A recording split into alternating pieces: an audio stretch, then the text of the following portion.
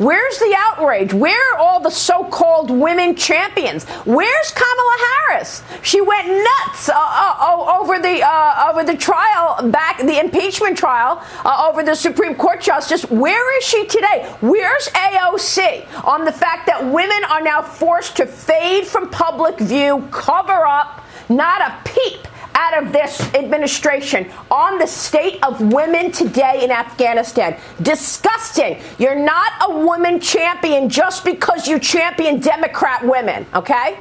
That was Maria Bartiromo torching Kamala Harris, Vice President Kamala Harris, for her silence on the horrific oppression Afghani women will now face as a result of the disastrous pullout of U.S. forces from Afghanistan that she is responsible for together with President Biden.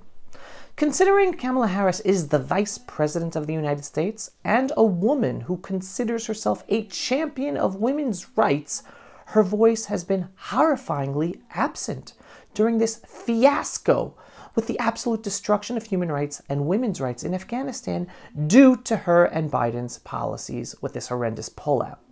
So let's focus today on Vice President Kamala Harris and the Taliban Afghanistan U.S. fiasco.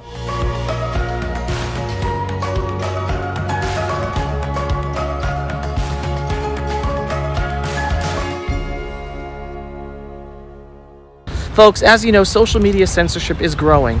The best way to support our video work for Israel is to subscribe to our video newsletter on pulseofisrael.com and to share our videos.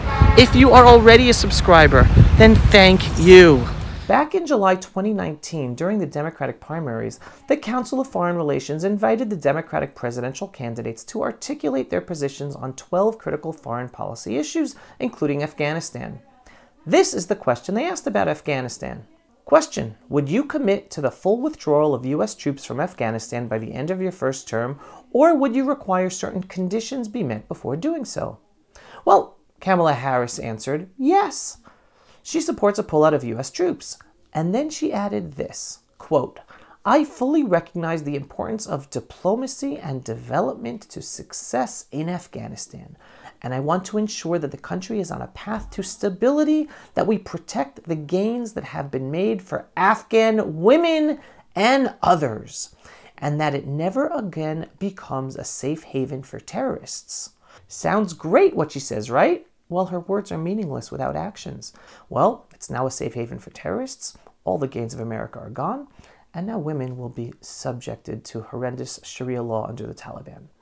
Afghan women are so scared that some are even throwing their babies over barbed wire fences to Western soldiers to save them, as you could see in this footage from what just happened a few days ago. We were getting reports that women were throwing babies over razor wire at a compound, asking British soldiers to take them. This is according to Sky News.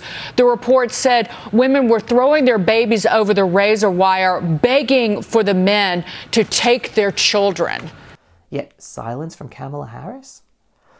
Biden said he wanted to avoid images of defeat, yet he got horrendous images of defeat. Biden and his administration have been saying that what is happening in Afghanistan is not like what happened in Saigon and Vietnam, yet they are totally lying. First of all, the world is now seeing similar images of U.S. forces having to evacuate, just as back in Saigon, Vietnam. But the person who best highlighted the absolute detachment from reality of the Biden administration, including Kamala Harris, is international human rights lawyer Kimberly Motley, who is an international human rights lawyer who has worked on Afghanistan issues for 13 years and was desperately trying to help Afghans get out of the country. As she told the Wall Street Journal, quote, "This is like Saigon on steroids." Yet silence from Biden and silence from Kamala Harris on especially the women. The bottom line is that the American people have been lied to on so many issues in so many ways by the Biden-Harris team. Caring about human rights and caring about women's rights is just the latest lie to be exposed. They don't care, and it is so sad. They continue to lie. People around the world will continue to die because of the Biden-Harris lies, and we all have to internalize that we are living in a time when the evil forces in the world are emboldened and motivated to do whatever they want as they see that the United States is weak.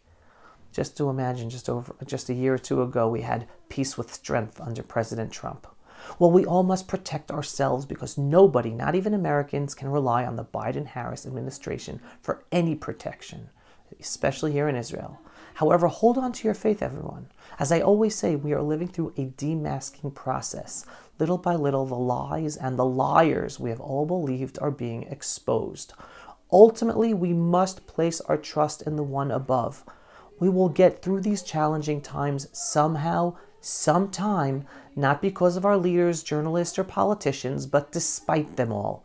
We will get through these trying times because the one above is running the world. We must place our faith in him.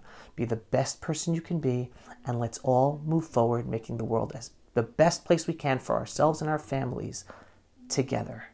Signing off from the eternal and ancestral homeland of the Jewish people, here, the Judean hills of the land of Israel. Pulse of Israel, frontline videos from the Holy Land. Support our work by donating today.